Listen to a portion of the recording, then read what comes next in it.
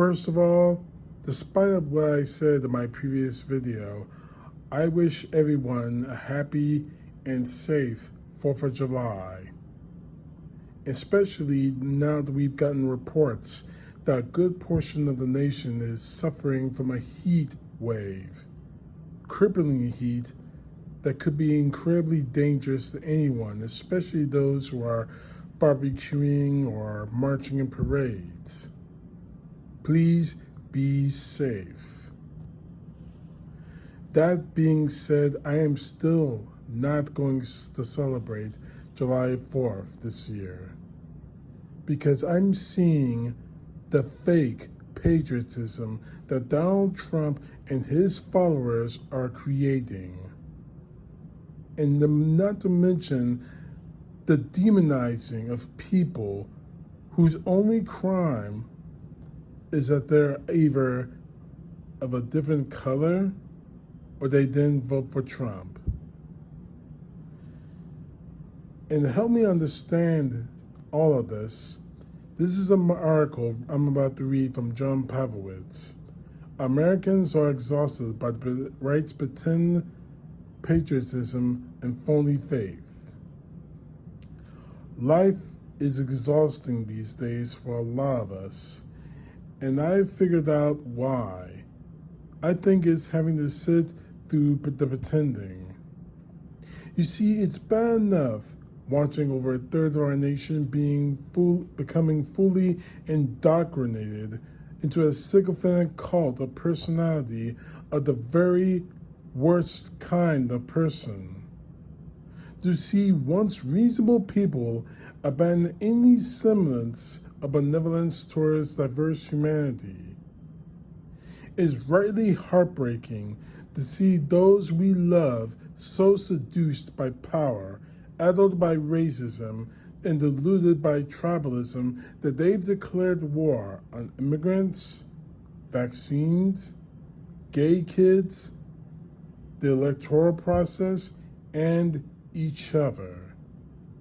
And yes, it's infuriating witnessing tens of millions of Americans having their minds so poisoned by Fox News to the point that they defend a domestic terror attack at the Capitol, or take the side of a murderous regime's genocide, or celebrate their neighbors being thrown into a concentration camp, or celebrate the taking of the rights of Americans because of the color of their skin. As worrying as that all it is so much worse having them invoke the love of God and country in the process. That's what makes these days so difficult for many of us, not merely coming to terms with the beliefs and prejudices and phobias of those we are daily surrounded by here, by having to contend with their constant projection about us and their refusal to simply own who they are. It's the non-stop hypocrisy, farcical performance art. Good people are tired of traitors masquerading as patriots, of the treasonous continued waving of the flag, of hateful people peddling a God of love. They're tired of human beings with no empathy, pretending they care about the sanctity of life. Of the loudest prophets of America first, having the least regard for so many Americans on the self-righteous sermonizing, defending a serial predator. Where the selfless generosity and hospitality that we're supposed to mark the lovers of God and country?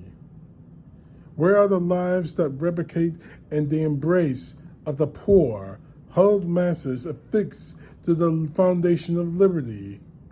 Where are those who emulate the God of a desperate neighbors and the heart of the Gospels? Patriot, Christian, American. Those words have lost their meaning. Words that used to cost something to claim. Labels that once came with even a modicum of transformation, and the self-identifiers that had previously required a measure of evidence displayed in one's life. The flag and the cross that used to hold such meaning to so many of us are now stolen iconography wielded by the immigrant-hating wall builders and the violent anti-abortion zealots and the MAGA red hat cultists. Using those words and wearing these symbols have become more and more difficult for us, as they now align with the very antithesis of our moral convictions and guiding principles.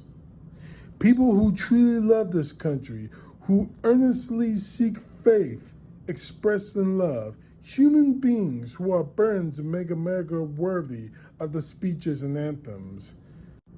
We find ourselves branded heretics and traitors and apostates, forcibly displayed from religion and country by these angry squatters who have taken up residence in them. True patriots should want all Americans to vote. They should oppose would-be dictators. They should yield to the Constitution, and they should demand a nation that is offered to everyone equally. Actual followers of Jesus should defend the vulnerable. They should give comfort to the sick, food to the hungry, welcome to the immigrant, and love the least among us.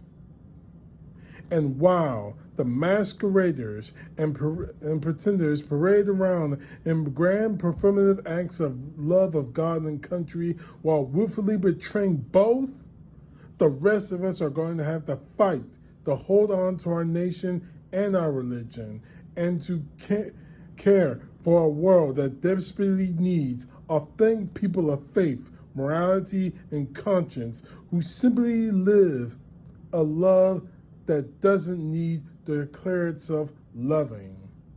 As far as patriotism and faith go, this nation needs the real thing again.